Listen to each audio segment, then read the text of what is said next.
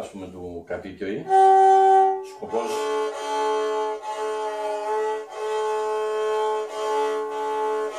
γνωστότατος.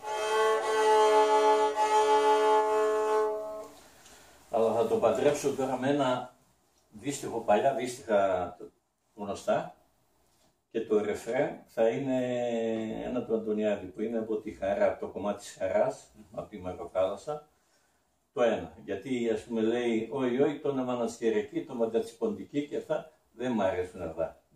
Δεν μ' αρέσουν, θα το παντρέψουμε αλλιώς. Ωραία. Ο μέσος σκοπός είναι αυτό που γνωρίζουμε όλοι ως το διαβαίνουν τα μεσάνυχτα. Ακριβώς. Ωραία.